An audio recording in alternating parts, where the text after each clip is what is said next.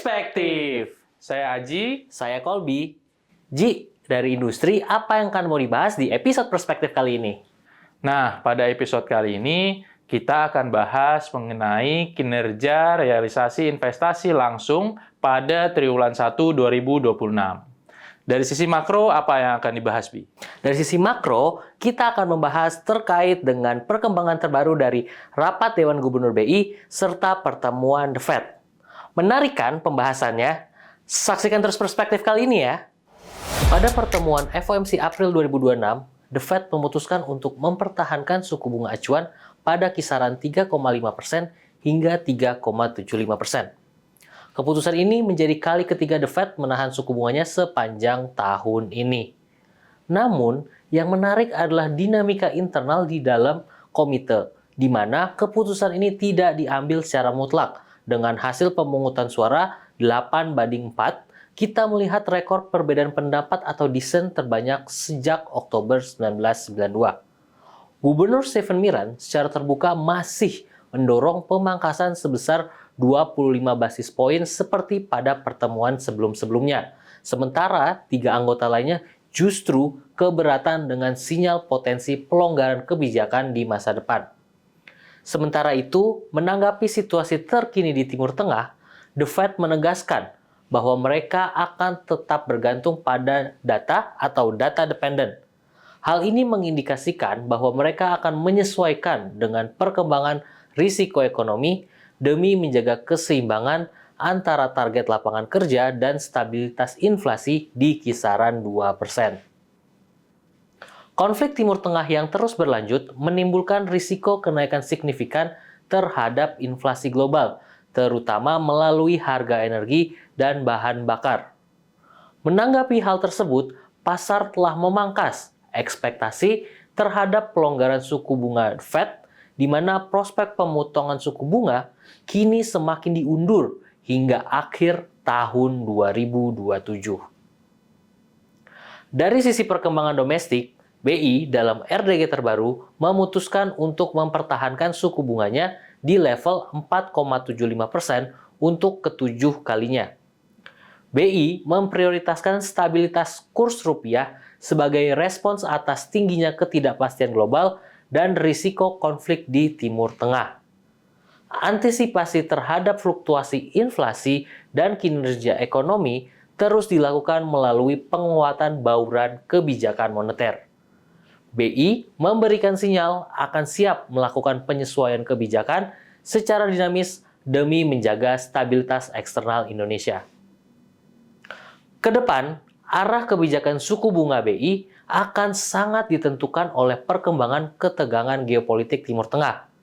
Kami melihat bahwa ruang BI untuk penurunan suku bunga sudah sangat terbatas, terutama untuk di tahun 2026. Hingga akhir tahun, kami memperkirakan bahwa BI cenderung akan mempertahankan suku bunganya di level 4,75%. Namun demikian, bila nantinya tekanan geopolitik cenderung meningkat ke depannya, maka BI berpotensi menjadi cenderung hawkish dengan kemungkinan menaikkan BI rate semakin terbuka. Hal ini tidak lepas dari berbagai risiko yang timbul dari memburuknya kondisi eksternal tersebut, mulai dari tekanan nilai tukar hingga rambatannya ke tingkat inflasi domestik. Dari sisi sektoral, pada April lalu, Kementerian Investasi telah merilis data realisasi penanaman modal asing atau PMA dan penanaman modal dalam negeri atau PMDN untuk periode triwulan 1 tahun 2026.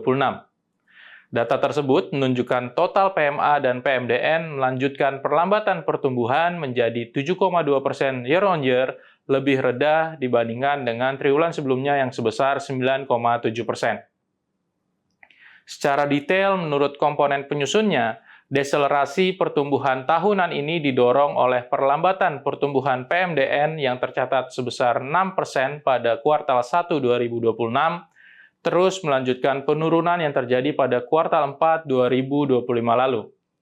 Apabila dilihat menurut sektor, dari 3 besar penyumbang investasi langsung domestik, 2 sektor masih mencatatkan pertumbuhan, yakni sektor pertambangan yang tumbuh 15,3% dan sektor real estate yang tumbuh 27,9%. Sementara itu, sektor transportasi, pergudangan, dan komunikasi tercatat mengalami kontraksi sebesar 30,5% secara tahunan. Investasi yang masih tercatat tumbuh ini mengindikasikan persepsi investor domestik yang masih positif, meski tidak sebaik sebelumnya yang terlihat dari perlambatan pertumbuhan yang terjadi pada kuartal 1 2026 ini. Sementara itu, realisasi penanaman modal asing pada triwulan 1 2026 tercatat tumbuh sebesar 5,2% year-on-year, mencatatkan pertumbuhan pertama setelah terkontraksi pada 3 kuartal sebelumnya. Dari 3 sektor kontributor PMA terbesar, sektor jasa lainnya mengalami lonjakan cukup tinggi dengan tumbuh 99,3% secara tahunan pada kuartal 1 2026 ini. Menurut Kementerian Investasi, detail subsektor yang tercakup dalam sektor jasa lainnya ini antara lain untuk pusat data, jasa penunjang energi, dan layanan kesehatan. Sementara itu, sektor logam dasar tercatat hanya tumbuh tipis sebesar 1,7%, sementara pertambangan mengalami kontraksi sebesar 9,1% pada triwulan 1 2026.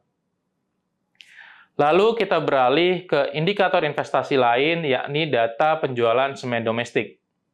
Secara kumulatif pada kuartal 1 2026, total penjualan semen mencatatkan pertumbuhan sebesar 4,98% year-on-year, melaju lebih tinggi dibandingkan pertumbuhan pada kuartal sebelumnya yang sebesar 0,76% year-on-year.